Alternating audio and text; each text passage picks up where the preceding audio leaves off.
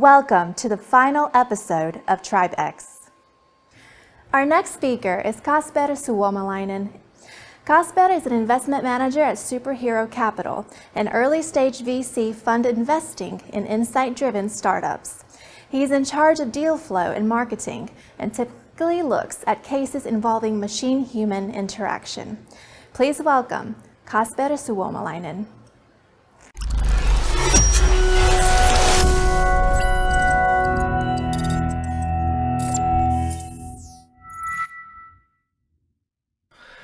Hey, my name is Kasper. I'm an investment manager at Superhero Capital, and today I want to talk to you about COVID-19, how it affects the world, and how it affects startups.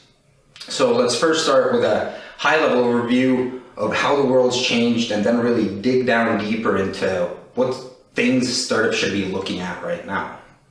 So if you think of the world, we're essentially in a situation where our economy is shutting down, and we're trading jobs to potentially save hundreds of thousands, if not millions of lives. We're doing this through social isolation.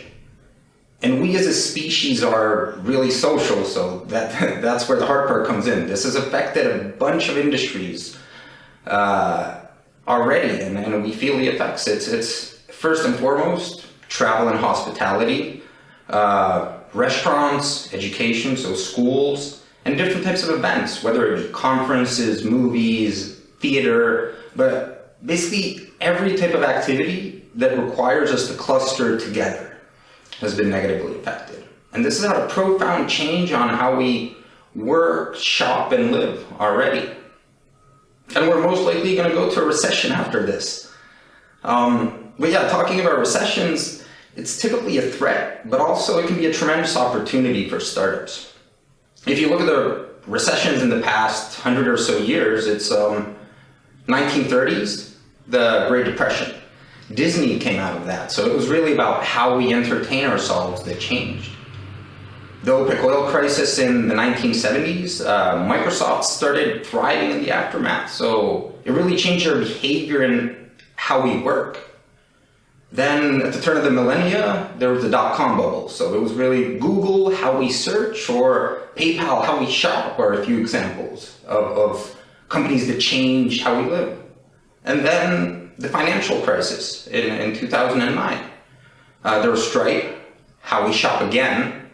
There was Uber, how we move. And then there was Airbnb, how we live.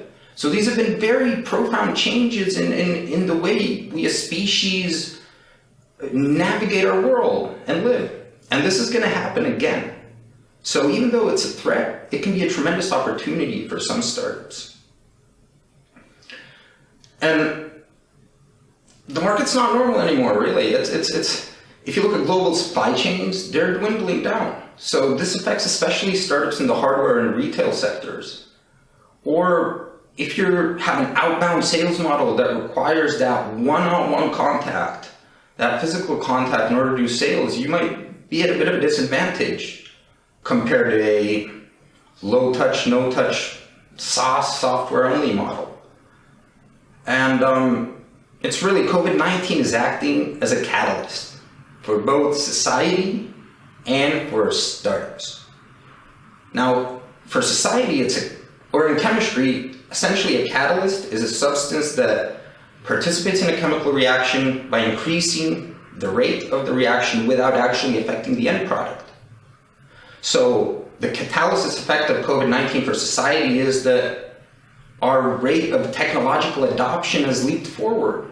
If you look at industries like shopping, for example, ordering products and services online, this year, we're ready to order a lot more products and different types of products and services that we otherwise wouldn't have. So the market has essentially leaped forward years.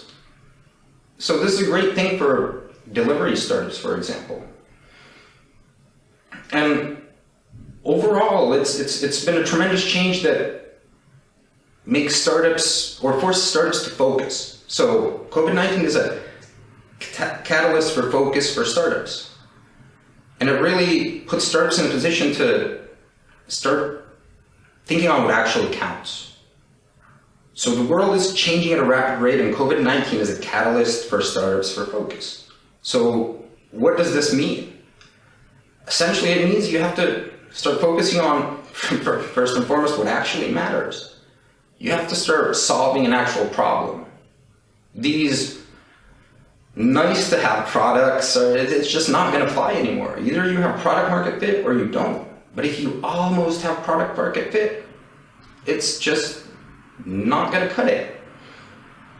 And then, secondly, if you think of sales and marketing, for example, when you're doing sales, or right now your sales forecasts and sales are probably going down, your churn is going up.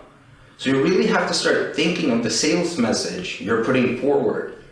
Because we're not the same consumers as we were. We're not the same businesses as we were. So the sales message cannot be the same anymore because our behavior has changed.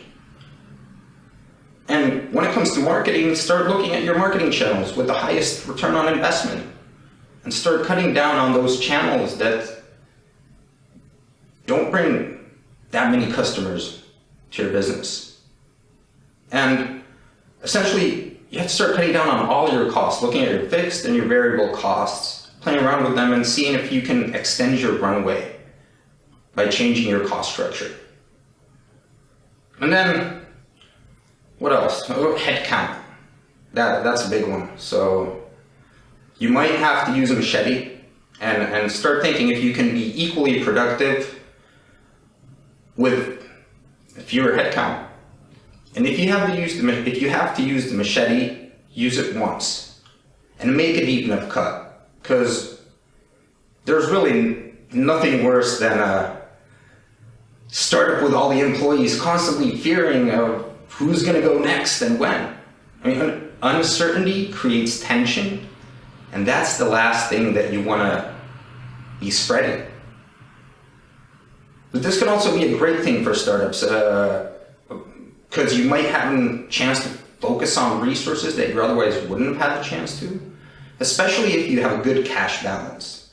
Because right now there's going to be a wave of recently available talent, so you might have access to employees that you otherwise wouldn't have.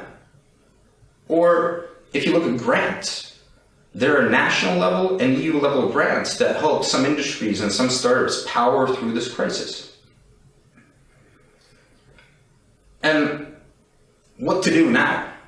So you have to have increased focus. Well, make a plan. Have a contingency plan, a 3-month plan, a 6-month plan, a 1-year plan. What if this thing doesn't blow by that fast? And it's really about leadership. Like right now, startup founders, you need to take leadership, because we're at a time where people and employees are going to gravitate towards great leaders that make them feel safe. So make a plan, be honest with your employees, say, hey, this is the team we're going to go forward with, this is what we're going to do, and let's keep rocking. And that's essentially, you have to be able to take charge. Because as mentioned, uncertainty creates tension. And this really affects all of us VCs as well. So if you're a startup, there are 2 options. You raise VC funding or you haven't. If you've raised VC funding, talk to your investors. What's their take on the current situation? What's their position regarding your next round? Are they willing to do a bridge round to extend your runway for 6 months or so? It's a tough conversation to have, but you'd rather have it sooner than later. And if you're a startup that hasn't raised funding, it's good to note that the bar is astronomically high right now. If VCs told no to 99% of the startups, right now they're saying no to 99.99%. So that's something that's good to note. And us VCs, we're going to start preferring businesses with great unit economics compared to the cash vacuum machines that we've seen in the last decade, where you go for a funding round, go for growth, go for a funding round, go for growth, without any strong underlying business model to back it up. And we at Superhero Capital, so to recap so far, it's the world's going through a tremendous change and the consumers are not the same as they were anymore. We need to find focus and make a plan and talk to your VCs. So what type of startups are going to power through this crisis? We at Superhero Capital invest in insight-driven startups, which means startups through their culture and data analytics are constantly searching for new knowledge about their customers. And the good thing is right now the playing field is a lot more level than you think, because we're not the same consumers and customers and businesses that we were last year. And these insight-driven startups have a great answer to the question, what do you know that others don't? And how is your business based on this proprietary insight? So overall, we're in a situation that's changing fast, you gotta focus, and you gotta start looking at your costs. And if you think of inventions in general, most inventions come out of necessity. And right now we have a need. It's just that our need is geared towards family, healthcare, education, safety, and stability. We can't change what's coming, but we can change our reaction to it. So startups, be honest and transparent with your employees. Make the hard decisions quick and start seizing the opportunities that this staggeringly unfortunate situation is presenting us. And lastly, stay healthy and stay safe and help others do the same. Thank you for tuning in to our channel. We hope you enjoyed the talks. This was our efforts in strengthening the startup community. Special thanks to Tribe Tampere, Tampere ES, and Business Tampere, without whom this video series would have been impossible. Team TribeX takes the opportunity to thank everyone who was a part of this journey. And don't forget to watch the Startup World Cup Finland series right here on the same channel.